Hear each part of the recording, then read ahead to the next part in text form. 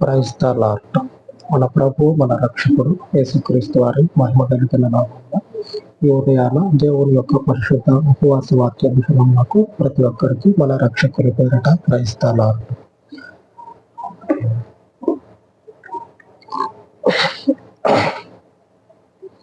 దేవుని యొక్క సకల శ్రేష్టమైనటువంటి పరిశుద్ధతలో మనము నిలబడిన తర్వాత దేవుడు మనకి ఘనతను అలాగనే అకారణంగా అపవాదు అనేది తీసుకురావడం అనేది జరగదు. ఒక కారణం లేకుండానే అపవాదు అనేది మన మీద పడకుండా దేవుడు ఏం చేస్తాడంటే మన పక్షంగా ఉండి మనకి సహకారాన్ని అందిస్తాడు. ఈ రోజున ఉపవాస వాక్య ధ్యానంలో ఎలాగనో జ్ఞాపకం చేసుకుంటాం. ఆ వాక్యంలోకి వెళ్ళే ముందు మీకున్నటువంటి ప్రార్థన అవసరతలను మాకు పంపించినట్లయితే మీ గురించి ప్రార్థన చేయడం జరుగుతుంది. మీ ప్రార్థన అవసరతలను మాకు ఇక్కడనే కామెంట్లో అయినా సరే, లేకపోతే వాట్సాప్ నెంబర్కి వాట్సాప్ చేసినా సరే మీ గురించి ప్రార్థన చేయడం జరుగుతుంది. ఇకపోతే వాక్యాన్ని ఒకసారి చూసుకున్నట్లయితే ఎందుకు పనికిరానటువంటి ఒక మనుషుని నుంచి వచ్చేటువంటి అపవాదం మనకంటూ ఒక పేరు, ఒక ఘనత అనేది ఉంటుంది. మన పేరుకు తగ్గట్టే, మన స్థితికి తగ్గట్టే మనము జీవించేటప్పుడు మన స్థితికి తగనటువంటి వారి జోలికి కానీ, లేకపోతే వారితో మనము ఏదైనా సరే సందర్భంలో ఎదురుపడాల్సి వచ్చినప్పుడు అటువంటి స్థితిలో ఎదురు పడకుండా ఉండటమే మనకు మంచిది. కొన్ని సందర్భాల్లో దేవుడు మనల్ని ఎలాగ కాపాడుతాడో చూద్దాం. ఆయన యొక్క సహకారము అన్ని సందర్భాల్లో ఉంటుంది. కొన్ని సందర్భాలనే కాదు, అన్ని సందర్భాల్లో ఉంటుంది. మనకు తెలియకుండానే అన్ని రోజులు మన కళ్ళు తెరుచుకోలేక చూడలేదు కదా. అందుకే లేఖనాల్లో కూడా మెలుకోగలిగి ధైర్యంగా మీ ఆత్మీయ జీవితంలో ఏం జరుగుతూ ఉందో తెలివి చొప్పున జీవించండి ఆత్మీయ జీవితంలో అని లేఖనాలు హెచ్చరిస్తూ ఉంటాయి. అన్ని రోజులు మనము ఇట్లా అలర్ట్గా ఉండలేకపోవచ్చు. ఉండలేటువంటి సమయంలో దేవుడు మనల్ని ఏ రీతిగా కాపాడుతుందో చూద్దాం. మొదటి సమూయేలు గ్రంథము 25వ అధ్యాయము 31వ వచనం. మొదటి సమూయేలు 25:31 వచనం. నా ఏలిన వాడవగు నీవు రక్తమును నిష్కారణముగా చెల్లించినందుకే గాని, నా ఏలిన వాడవగు నీవు పగ తీర్చుకొనినందుకే గాని, మనోవిచారమైనను దుఃఖమైనను నా ఏలిన వాడవగు నీకు ఎంత మాత్రమును కలుగకపోవును గాక. యెహోవా నా ఏలిన వాడవగు నీకు మేలు చేసిన తర్వాత నీవు నీ దాసురాలు నన్ను జ్ఞాపకము చేసుకొనుము అనే. ఆ స్త్రీ ఏమని చెప్తా ఉన్నదంటే దైవజనానికి కారణం లేకుండా, ఒక కారణం అనేది లేకుండా నిండు ప్రాణాన్ని తీసా అనేటువంటి మనోవిచారం, ఆ హృదయంలో పశ్చాత్తాపం అనేది నీకు కలుగకుండా ఉండును కాక. ఒక అకారణంగా వాడిని చంపేసాం కదా అనేటువంటి చింత నీకు కలగకుండా ఉండాలి అని నేను కోరుకుంటా ఉన్నా అని చెప్తా ఉంది. అకారణంగా ప్రాణం ఎందుకు తీస్తాం? దేవుని ఆత్మచేత నిండబడిన మనుషుడు కారణం లేకుండానే ఒక మనుషుని ప్రాణం ఎందుకు తీస్తాం?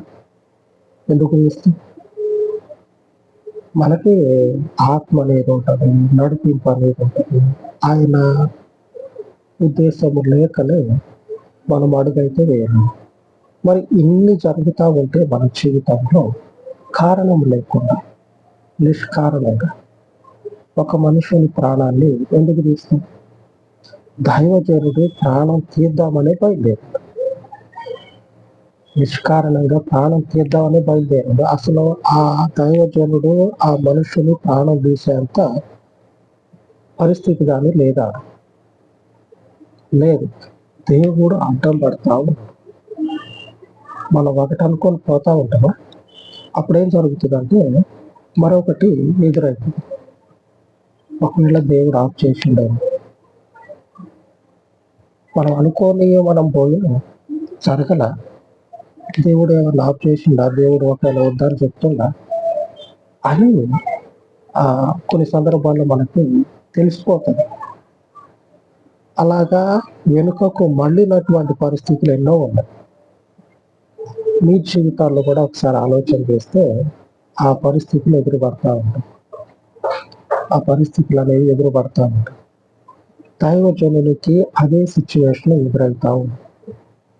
దైవజనులకి అదే పరిస్థితి ఎదురవుతా ఉంది. నీవు రక్తమును నిష్కారణంగా చిందించినందుకే కానీ నా ఏలిన వాడు మాకు నీవు పగ తీర్చుకునినందుకే కానీ, పగ అనేది తీర్చుకున్నాక ఎవరు చింతపడతారు, బాధపడతారు? హృదయంలో బాధ ఎవరికి ఉంటుంది? తెలియకుండా తప్పు జరిగిపోతే అప్పుడు బాధ. నీ స్థితికి తగినటువంటి మనుషుడు కాదు. ఆ మనుషుడు నీ చేత చంపబడాల్సినటువంటి అర్హతే లేదు.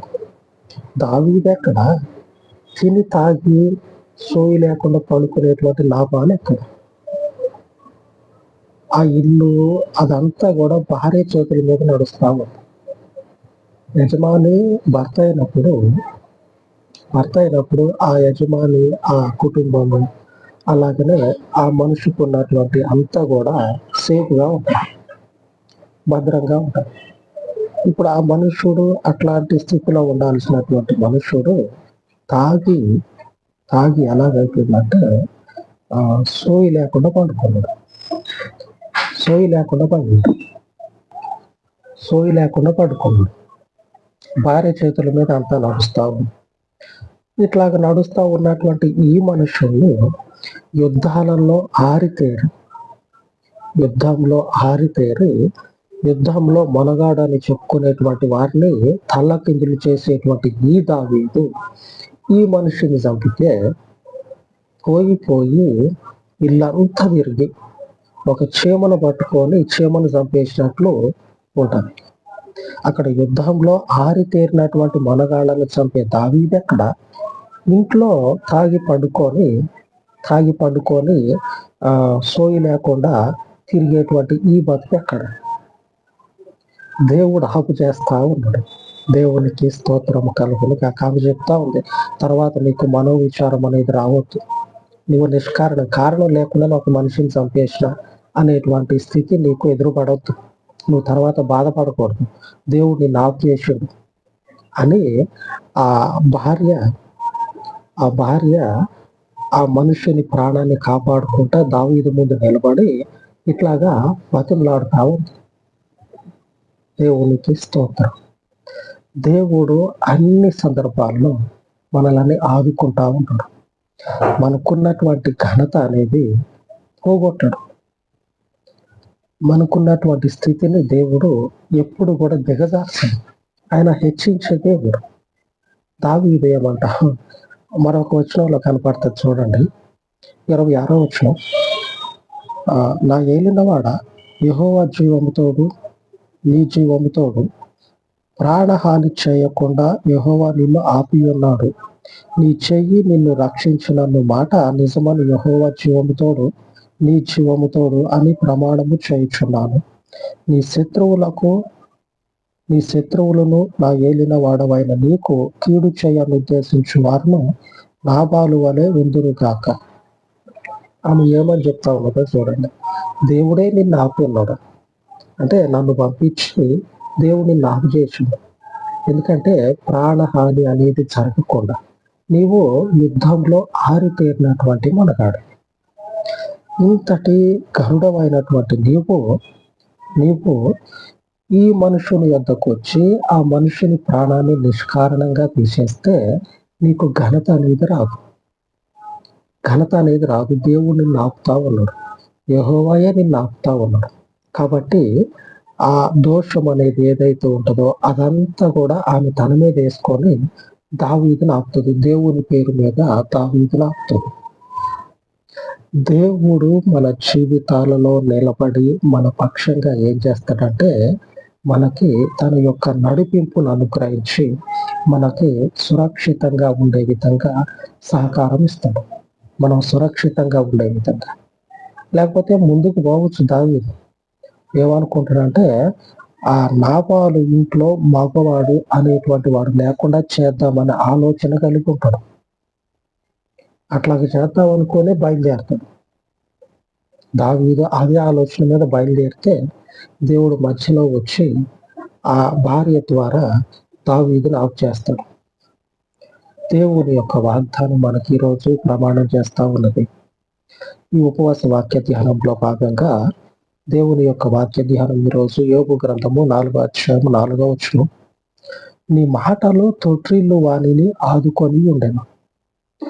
దేవుని యొక్క మాటలు ఏ మనుషుడైతే తొట్టుపాటుకి గురి కాబోతూ ఉన్నాడో ఆ మనుషుణ్ణి ఆదుకొని ఉంటా ఉన్నాడు. దేవుడే ఆమెను పంపించి దావీదుని ఆఫ్ చేస్తా ఉంటాడు. నువ్వు వద్దు, నువ్వు ఈ పని చేసి నీ విలువను తీసుకోవద్దు. నీ ప్రాణము దేవుని యొక్క జీవపు మూటలో సురక్షితంగా ఉంది. ఈ మనుషుని యొద్దకు వచ్చి, ఆ మనిషి మోటోడు, ఆ భార్య చెప్తుంది నాబాలు మోటోడు, ఎట్లా మాట్లాడాలో, ఎలాగ బతకాలో, ఏ మనిషితో ఎలాగ ప్రవర్తించాలో ఏమీ తెలియదు మోటోడు. నువ్వేమి ఆ మనిషికి హాని చేయొద్దని చెప్పినని బతిలాడతాడు. దేవుని మీద ప్రమాణం చేసి ఆ మనుషుల్ని ఆఫ్ చేస్తాడు. దేవుడు మనల్ని ఆదుకుంటాడు. దేవుడు మనల్ని ఘనమైనటువంటి స్థితిలోనికి నడిపిస్తాడు. ఒక బలహీనమైనటువంటి మనిషితోటి, ఒక మోటు మనిషితోటి యుద్ధానికి పోయి దావీదుకి తర్వాత ఎట్లా ఉంటుంది? ఈ యుద్ధం చేసి శత్రువులను పరిగెత్తించిన దావీదు ఎక్కడ? ఈ మోటోడితో పోయి తల వెనక ముందు ఆలోచన లేనటువంటి మనిషితోటి పోయి ఆ మనిషి దగ్గరికి పోయి ఆ మనిషికి సంబంధించిన మొత్తాన్ని నాశనం చేసిన దావీదు ఎక్కడ? ఎవరికి ఘనత, ఎవరికి ఘనహీనత? దావీదు యొక్క పేరు అనేది ఆ మనుషునికి ఉన్నటువంటి ఘనత అనేది తగ్గించబడేదే. ఇదే ఆలోచన వస్తుంది. యుద్ధంలో ఆరితేరిన వారిని సైతం పరిగెత్తించిన దావీదు ఎక్కడ? ఈ మోటోడైనటువంటి నాబాలు ఎక్కడ? దేవుడు ఆదుకుంటాడు. మన యొక్క జీవితము తొట్టుపడకుండా, మనకున్నటువంటి పేరు అనేది పోకుండా ఆయన మనల్ని సంరక్షిస్తాడు. ఆయనకు స్తోత్రం కలుగును గాక. ఆయన యందు మన జీవితాల్లో ఈ రీతిగా దావీదుని విన్నంటే ఆ దావీదు యొక్క ఘనత పోకుండా, దావీదు జీవితంలో దేవుని యొక్క ఘనత అనేది దినదినము కూడా హెచ్చించబడిన రీతిగా మన జీవితాలు, మన యొక్క ఆయువు, మన యొక్క ఘనత అనేది అనుక్షణము ఆయన యొక్క జీవపు మూటలో భద్రపరచబడి అంతకంతకు మనము ఆయన కృప చేత హెచ్చింపబడదుము గాక. దేవునికి నిండైనటువంటి స్తోత్రము కలుగును గాక. అలాగే దేవుడు మనకి తోడయ్యుండి ఆయన కృపలో స్థిరపరచును గాక. అలాగ ప్రార్థించుకుందాం. సర్వోన్నతుడ, సకల ఆశీర్వచనములకు కారణభూతుడు అయిన తండ్రి, ఈ ఉదయకాలం మందు మీ సన్నిధిలో ఉపవసించి ప్రార్థిస్తూ ఉండగా చెప్పబడినటువంటి వాక్యమును తండ్రి నీరు కట్టి ఫలింపచేసి ప్రతి ఒక్కరి జీవితాలకు తండ్రి మీ పరలోకపు కాపుదలతో పాటుగా వారి జీవితాలు ఏ స్థితిలో అయినా సరే దిగజారిపోకుండా మీ కాపుదలను, మీ సంరక్షణను, ఆయా పరిస్థితులలో నుంచి మీ ప్రజలకు మీ భద్రతను నిండుగా అనుగ్రహించమని, మీ పరలోకపు ఆశీర్వాదముల చేత, దీవెనల చేత మెండుగా మీ ప్రజలను దీవించమని కనికర స్వరూపుడు ఉన్న తండ్రి, ఈ పరిచర్యకి మీ గొప్ప నామమును బట్టి చెప్పబడినటువంటి వాక్యంలో నుంచి శ్రేష్టమైనటువంటి దీవెనలను, శ్రేష్టమైనటువంటి పరలోకపు ఆశీర్వాదములను ఈ పరిచర్యకి స్థిరపరచమని మీ దాసుని ప్రయాసని తండ్రి మీ పేరట మీ కొరకు కొనసాగుతూ ఉన్నటువంటి ఈ పనిని దీవించమని, అనేకులకు దీవెనకరముగా మార్చమని, రక్షణకర్తమైన మీకు నాయన ఈ మనవులన్నిటినీ ప్రతిష్ఠించి ప్రభువైన యేసు శక్తి కలిగిన నామమున ప్రార్థించి వేడుకొని చూడాలి తండ్రి. ఆమేన్, ఆమేన్. మన పరిశుద్ధుడయ్యున్న దేవుని కృప నిత్యము మనకు తోడయ్యుండి మనలను నడిపించును గాక. ఆమేన్, ఆమేన్.